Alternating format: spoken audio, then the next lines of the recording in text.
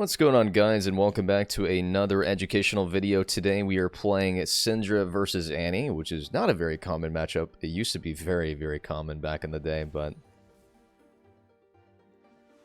we're just going to look for some free can Qs. She's forced to use her Q to stack up her passive, so we want to make sure we're fighting around when she doesn't have stun available. Obviously, she does win auto Q auto trades just because her damage output's a little bit easier to commit. But if she does use her Q, she gets half the refund. I mean, half the cooldown refunded, so it's something we have to actually play around. And I might actually just go W second. Might as well. We had level 2 first, so now we just all in her since we have spell advantage. Makes it super easy to fight.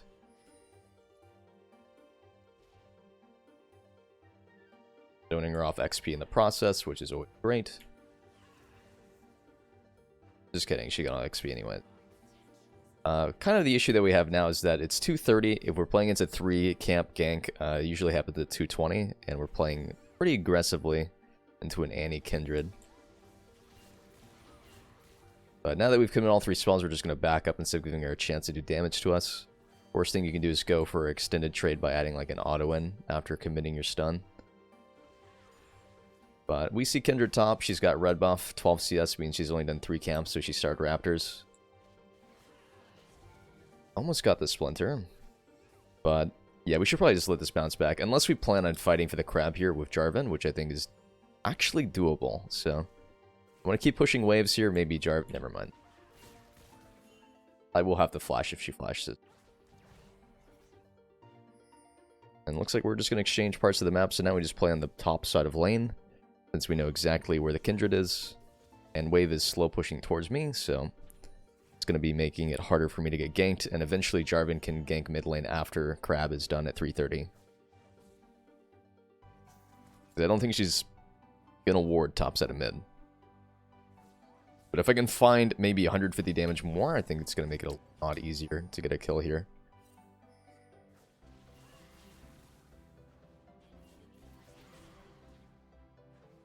I'm going to pull the minion wave up. I just want to maintain this freeze right here.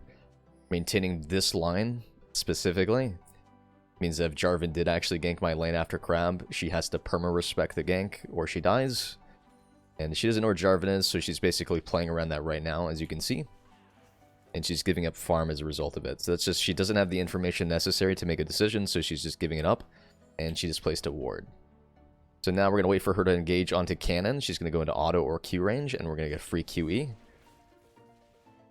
And we actually deny cannon, which is fantastic for us. Uh-oh. Fortunately, their Alistar dies and resets in the mid. Imagine if he Q'd me and then flash W'd me back into her. He's got Hex Flash, so we know he has no flash.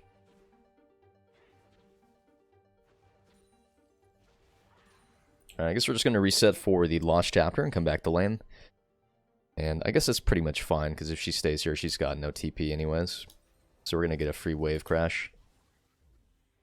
She's definitely going to lose at least 6 minions. Next wave is cannon, so maybe that's her goal, is to reset on cannon wave.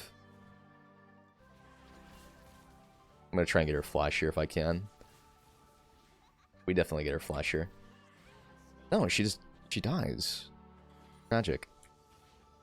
Wait, did she already flash on me with the Alistar? Dude, I'm legit so troll. My brain can't even remember, and it's been 5 seconds.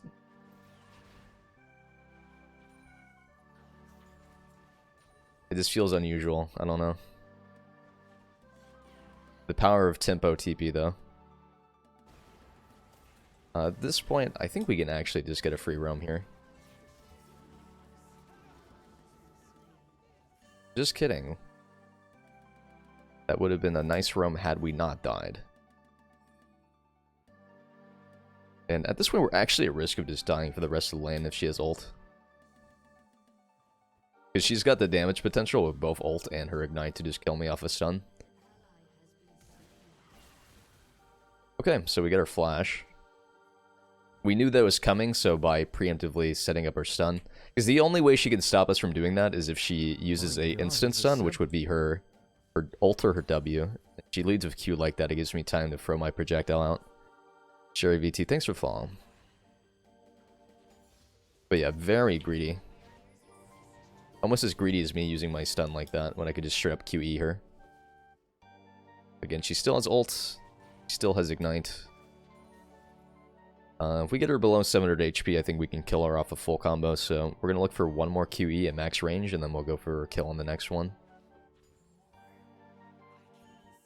She's definitely going to Q this caster, so we're going to give her the angle. Okay, so she's 600 HP. I think we actually kill her off of a QE combo now. Actually, just going to rotate for this. There's no level 6 on this guy.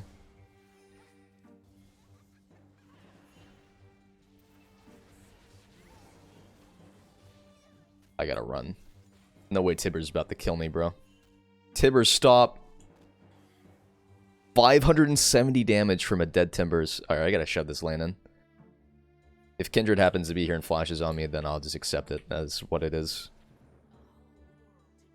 But if I deny cannon here, I'm going to consider this a massive W for me. It's a pretty fat wave. We don't get plate, but we do deny cannon. And wave is slow pushing back to us, so I can either freeze it and take advantage of my flash advantage. I can basically just force her to walk in, then flash alter if necessary. So I'm going to try and pull the minion wave up, and by walking out of range constantly, we're taking less auto damage, because they're not to auto the full time. But we need to make sure we're killing any excess minions, because it's pushing a little bit too fast.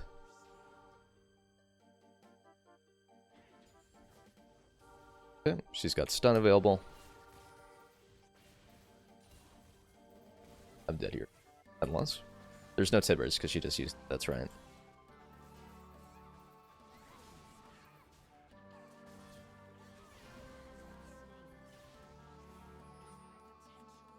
That was a really great Cataclysm.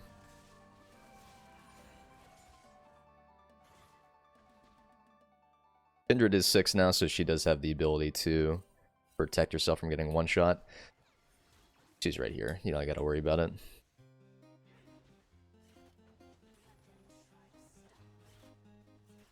She keeps messing up her camp. That's kind of funny.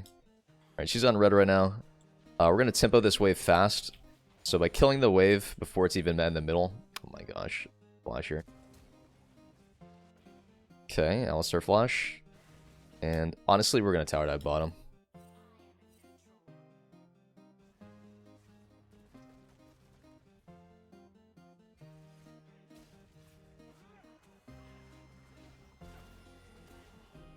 What you get for coming mid repeatedly. I'll just go kill your bot lane instead. Bad news is I'm not there for the Rift Herald fight, but I'm sure it's fine. And we have a completed Leandries, which is going to help us carry this game with our massive damage potential. I pick up a Amp Tome. We're going to wait till -3 so we don't go into debt with Futures Market. And head back mid lane. We're actually just going to go in TP here just in case they are on Rift.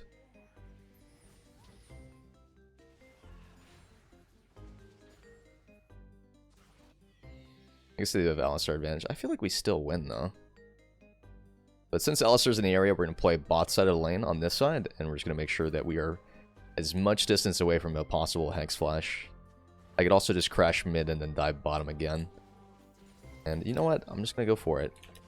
The issue, kind of, is that Alistar is going to reset and head straight bottom if he's not above me. We did kind of obviously show here. He's going to go place a ward. That's bad. If I place a Q, I think with an extra ball I can kill her.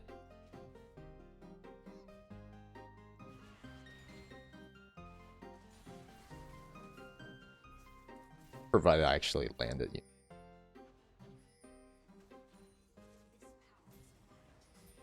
Free dragon.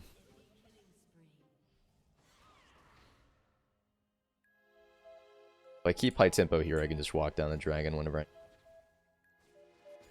There's no way they fight dragon here, right? But you just saw your ward get cleared and you placed another inside of pink.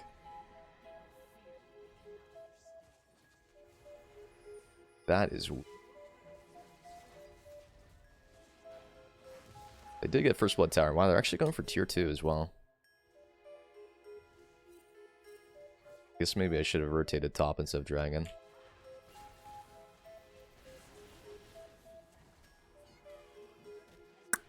Fortunately, she's not going to die.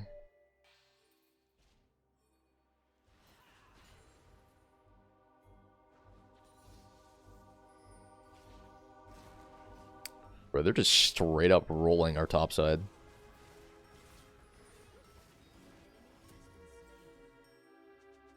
Sad part here is I actually really Sork boot.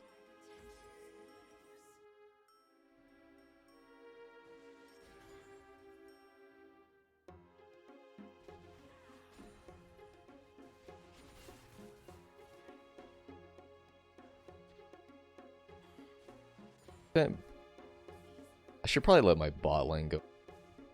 But I'm so strong that maybe it doesn't matter anyway.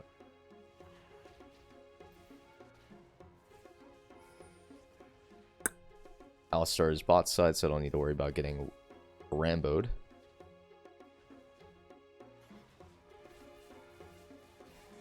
We get the snipe, fantastic. Dodge is available, so if Kindred does come, we have some sort of protection. But my CDR is so high, I'll have my stun up whenever I need it. TP's in 14. I think I just saw York heading towards mid lane.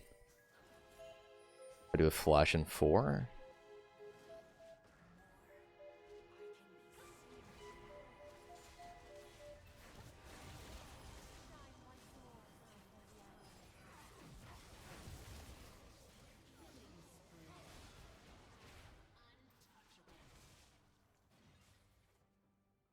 You're coming with me.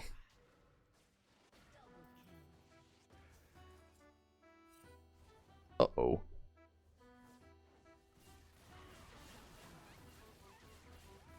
Just kidding, you're not coming with me. You can go wherever you please. Consider yourself Dr. Mundo. Had I used my stun properly, I think the entire situation would have gone 15 billion% better. You know what? It actually isn't a bad Banshee's second item angle. I was going to go Cosmic, but I think going Banshees into Void here just means I'm legit unkillable. The only way they actually kill me is off Annie Flash Engage or Flash Alistar combo. Cosmic obviously gives me infinite haste to look for stuns, but I already have enough haste. I've got 65. Feeling pretty good about my haste values. I think Annie's walking straight bottom right now.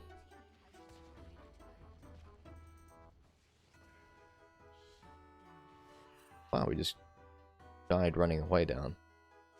I think he's going to look for a QW on so he actually just recalled straight up.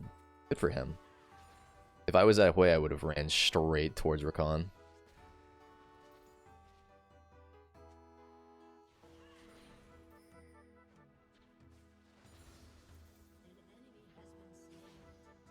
I get my execute in about 8 stacks. I can bush camp here, assuming that there's no vision. I have no clue. It is risky.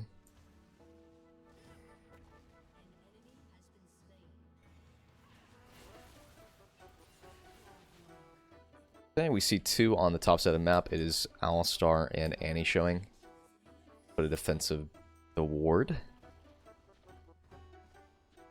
Dragon spawns in 42 seconds, so if I die here for a tier 2 tower, it actually completely fucks my team over, but 600 gold from a tower is something that I will gladly fuck my team over for. Every single time. Kindred goes to Wolves here at QE.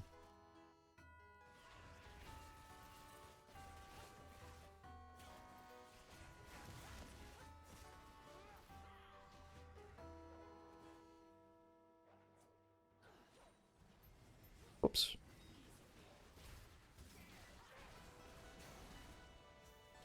We'll just stay outside of the Alistar range. 2,000 gold seems like a pretty good time to purchase items. Actually, it's going to be Surrender. Yeah, thank you so much for watching, guys, and make sure to like and subscribe. Have a wonderful day and or night. Thank you.